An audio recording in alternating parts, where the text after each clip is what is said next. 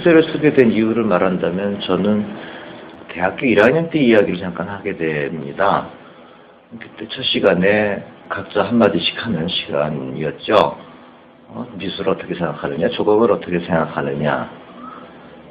제가 한 얘기가 기억이 납니다. 저는 조각의 형태적 측면에서 본다면 조각은 이미 창조되었다. 오늘 아침에 일어나 창문을 열어서 본 나무며 길거리에서 걷다가 발에 채인 돌이며 산 위에 있는 바위며 내 앞에 있는 책상이며 자연물, 심지어 인공물까지도 그것이 갖고 있는 완벽한 형태가 있다. 그래서 그 형태에 우리는 연연하면 안 될 것 같다 하는 것이 처음에 가졌던 생각이 시간을 가지면서 그것이 행위적 관점으로 돌아갑니다. 그래서 나온 것이 똥을 쌌어요라는 것, 그 다음 샘물을 녹였어요라는 것, 그 다음에 이제 통째를 깎았어요라는 거죠. 즉 이 말은 조각적 형식을 배제하겠다, 형태를 만드는 것을 배제하겠다라는 밑바탕에 어떤 저의 의식되는 하나의 흐름인데, 그런 것들을 통해서 저는 행위적 관점에 더 관심을 가졌던 거죠.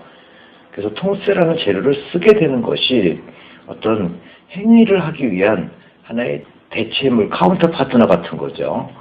그래서 어떤 나와의 충돌에 의해서 벌어지고 있는 것들의 어떤 의미들이 무엇인지가 제가 통째라는 재료를 쓰고 있는 이유라고 얘기할 수 있습니다.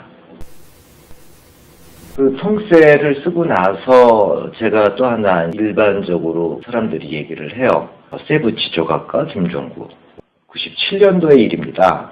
제가 런던에 살을 때 루이스란 동네에, 조그만 동네입니다. 거기서 야외 조각 전시를 열었습니다.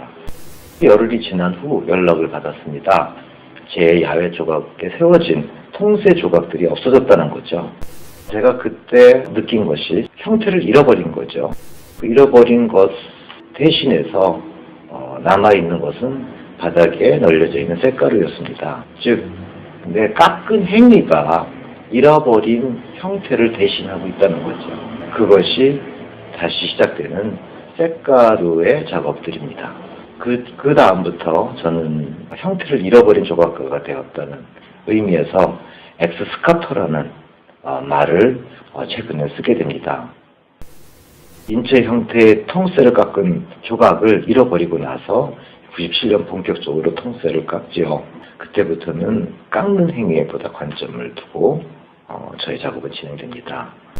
중요한 것이라고 말할 수 있는 것은 통째를 깎아서 가루를 만들어 수직적 구조에서 수평의 구조로 바뀌었다는 것. 곧 이것은 풍경의 표현이라고 말하는 것입니다.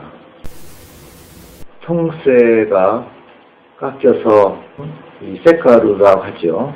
그것이 수평으로 가라앉는 것.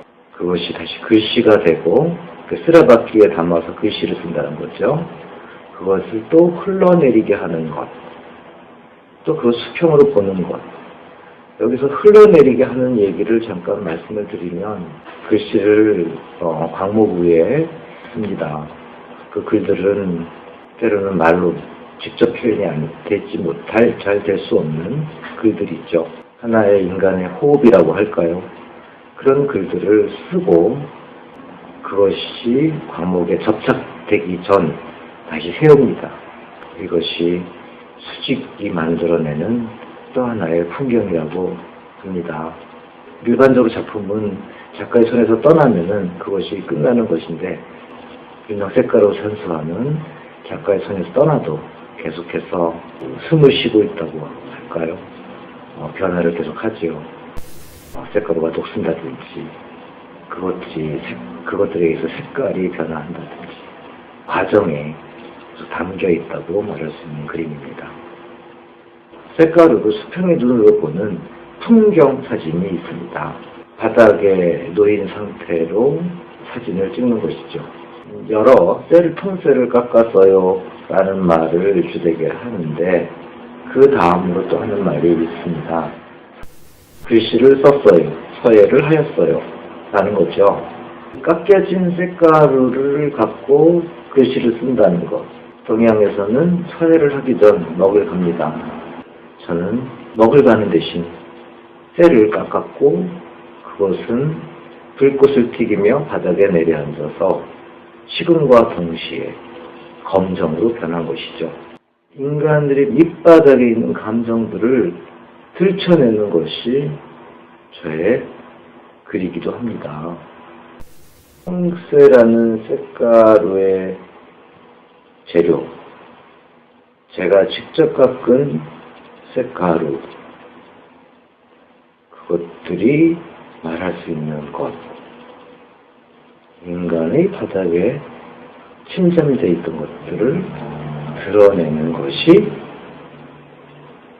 쇳가루의 서예라 할 수 있습니다. 저의 작업들의 여러 가지 표현, 모바일 랜드스케이프, 쇠를 깎는 거, 쇳가루 산수화 등 여러 가지 행위적 관점을 표현되는 것들이 풍경으로 비교된다고 합니다.